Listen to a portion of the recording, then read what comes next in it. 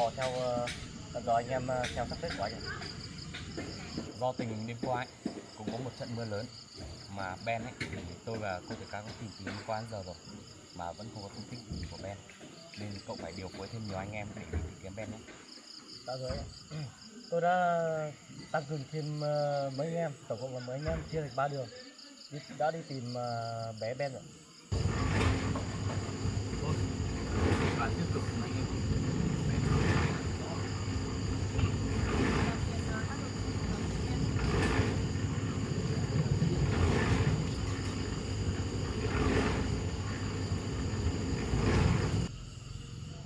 cô Thủy Ca chúng ta đi thôi.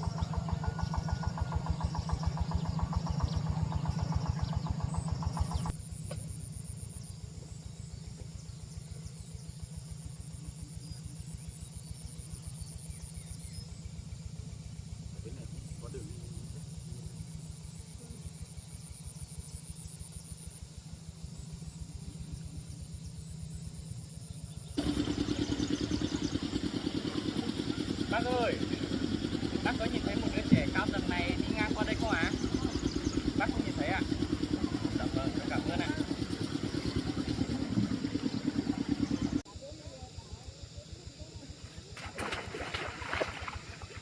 Đây là chân rác của Ben ở đây rồi. Không biết là Ben đi đâu nữa rồi. Chân rác của Ben rơi đi. Chúng ta được.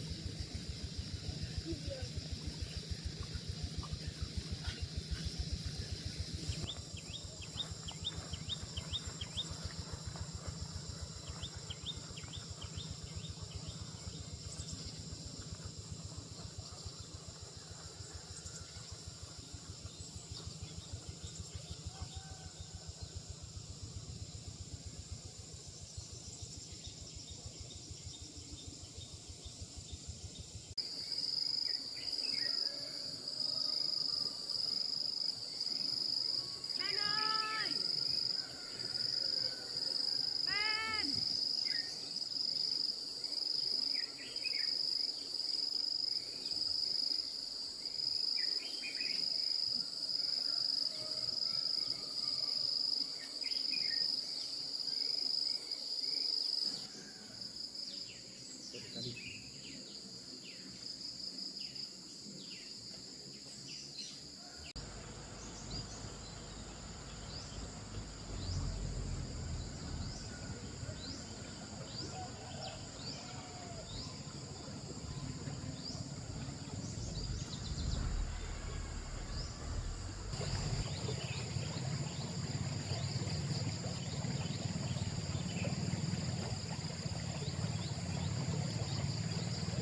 Ben ơi! Ben!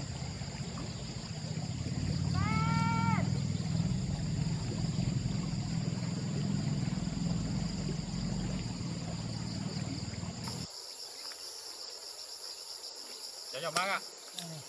Bác ơi, bác có thấy một đứa trẻ nào cao tầm này đi ngang qua đây không hả ông? Không thấy đâu. Không thấy à? Các cháu chỉ đi sang đằng kia đi tìm nhé. Dạ vâng vâng, cháu cảm ơn ạ. Ông bẻ cái này chân cá hả ông? Vâng. Vâng. Ông lấy tất cả.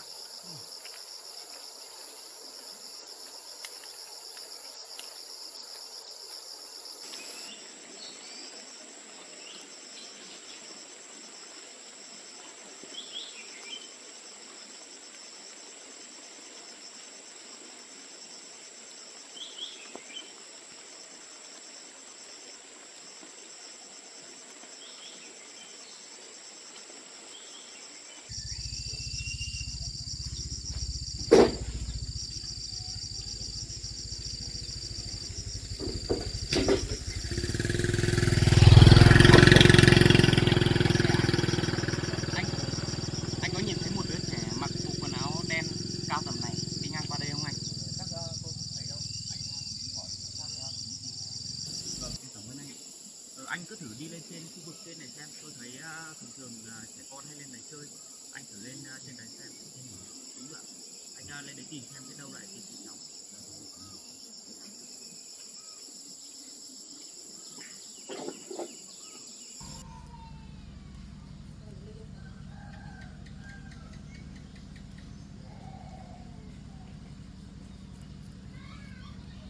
Thì chúng ta sẽ hỏi những người xung quanh là đây.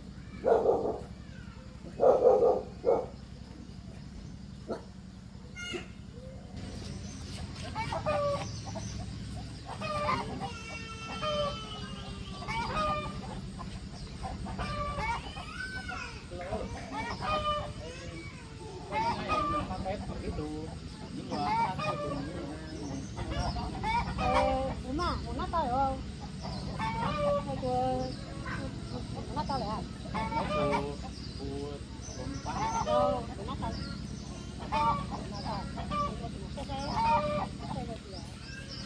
Cái của mua nata liệu của thì em mua tháng được sao đó kìa.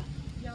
Nata liệu mua nata liệu chứ. Đấy, nata mẹ thử xe. Ở đây nó có cho con lên.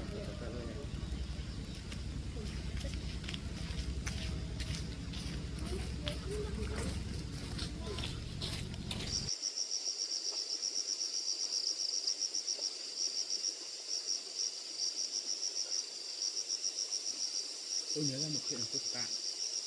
Cô còn nhớ chuyện về vài ngày trước tôi nói cô về chồng cũ của cô. Anh nói cái chuyện này nữa.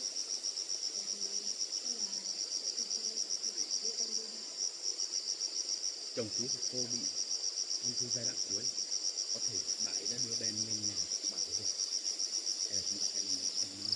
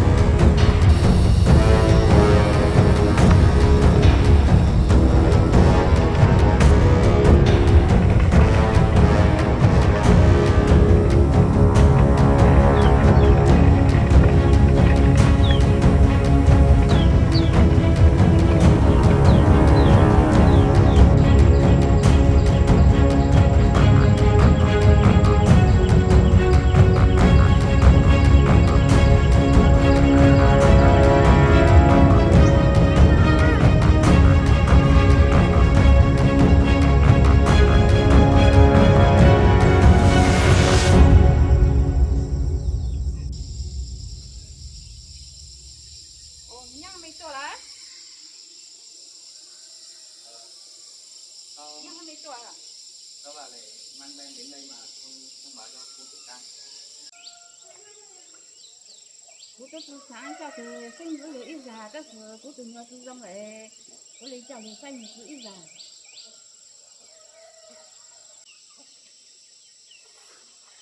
Thật ra từ dòng là có cho Ben nó có cái hạng như lồng của có ok cũng cả thất Ben từ xa Ben ý mò tăng nó là bố sáng ta nhắn từ hạ cao từ nhắn từ cao bố thúng tùng này bố thà lên lên mà chú cao mình cũng mất cái gì rồi đấy hạ cao thẳng sao cũng mà. Bác có biết là việc đưa một đứa trẻ đi như này mà không xin phép mẹ của nó, bác cũng là đã vi phạm pháp luật được không? bao hà tất cô từ thời cô cho rồi say là ở chỗ cửa ra cô cho rồi mình gọi là say mùa đấy à. Thôi được, vậy thì để anh vào xem anh ấy xem như thế nào.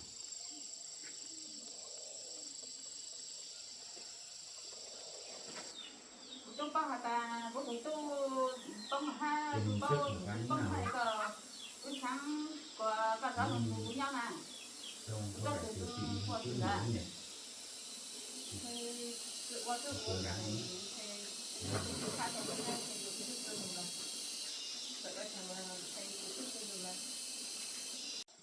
cô ba ta cô chủ lại là mấy anh nào tiêu giáo lần của nhau là cô chỉ mà lên chơi là chào nhìn hết là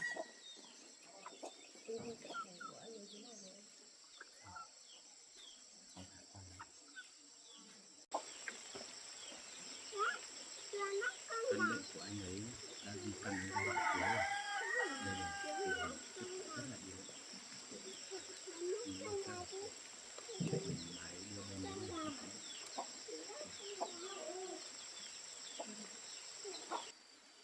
thằng chú mấy đứa thì hành động rồi là thấy những cái tình hình này là bên thì thấy ngay cho bên một thằng nữa là có lẽ cũng cũng không có cái tụi trò gì mà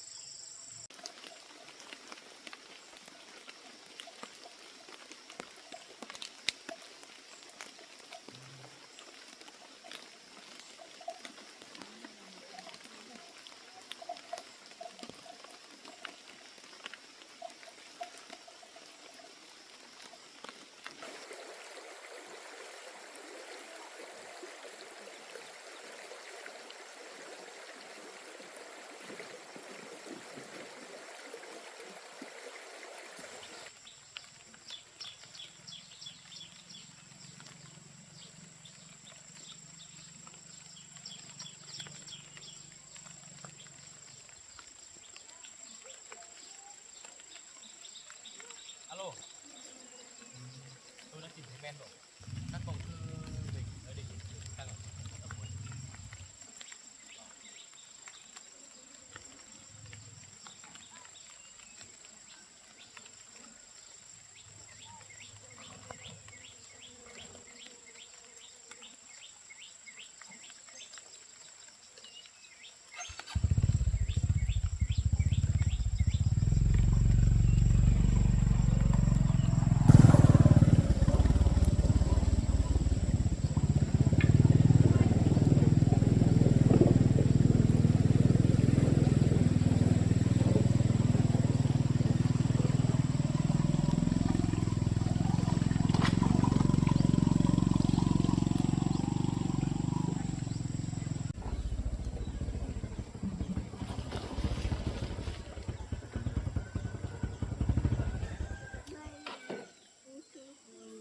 cảm ơn anh rất nhiều nhé không có anh thì em không biết là sẽ tìm được bên thế nào nữa Không sao.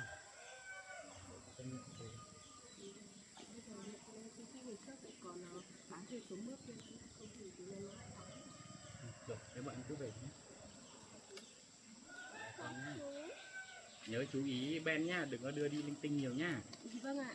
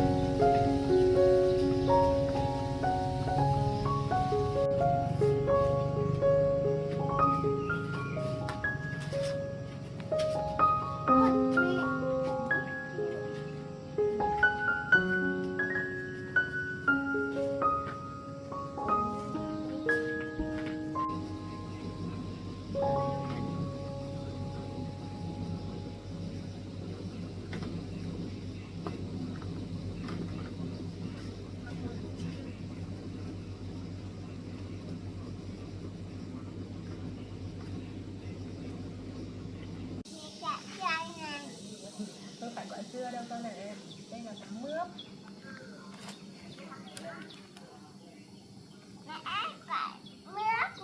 Đúng rồi.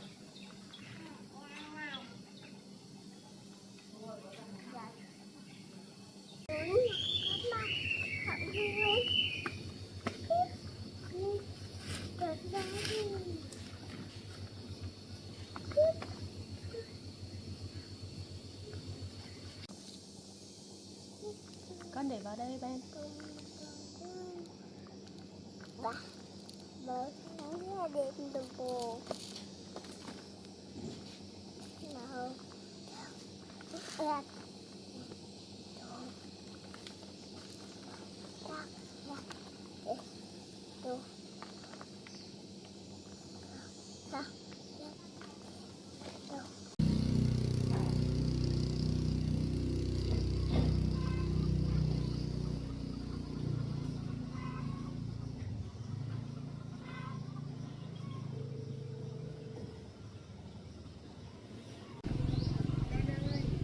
Con để trong bộ mẹ cái ngực chân nhất.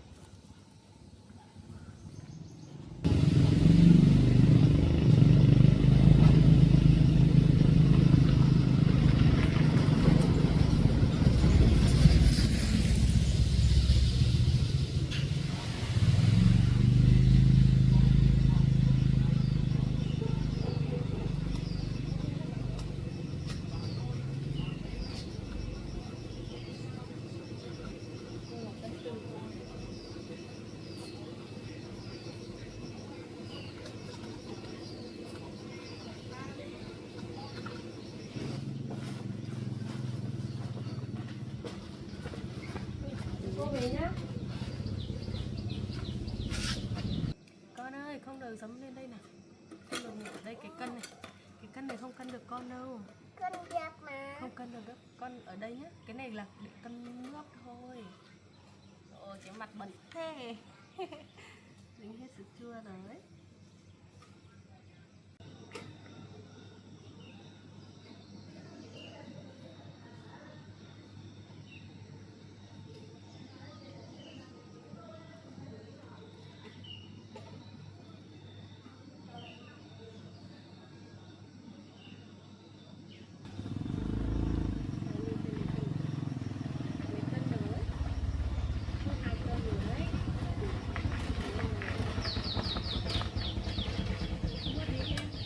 Cái này bao tiền cân chị? 15.000 cân. 15.000 cân. Đấy em 2 cân đi.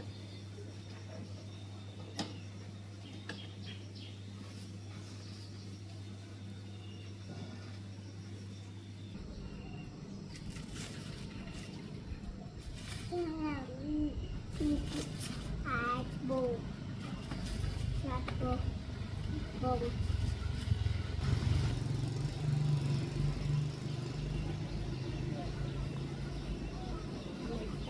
Đâu rồi nhỉ?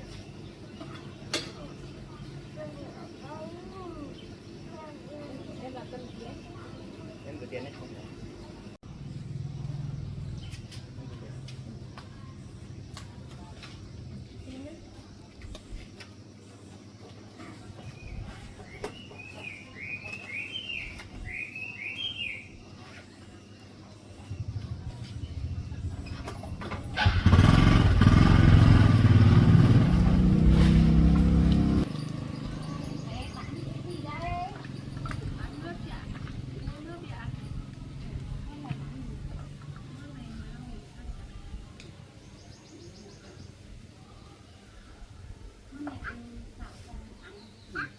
Sao cũng được chả, còn không thì mình sẽ luộc nhạt, mùa này luộc nhạt nó thích nhỉ.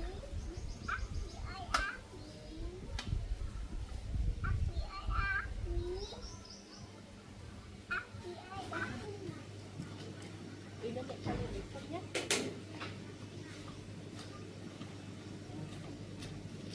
Em bé nhà hộ nha. Em bé giỏi thế nè. Em bé cùng mẹ đi bán quả. Được không?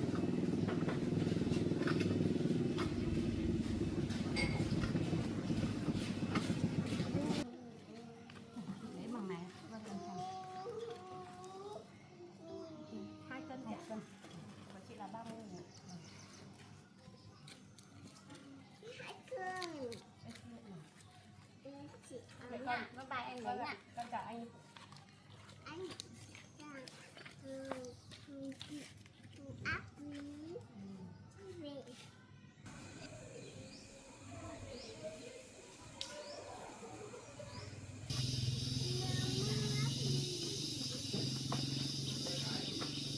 Bán nước à?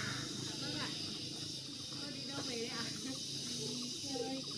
Không có đâu ạ.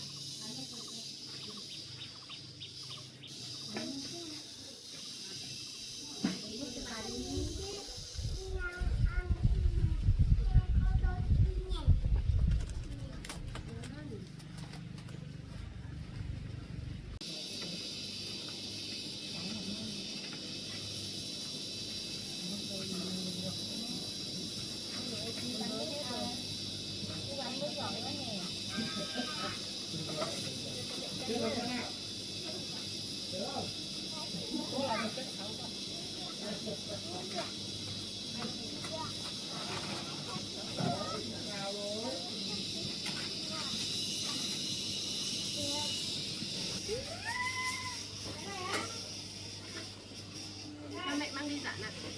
Ở đây nhá.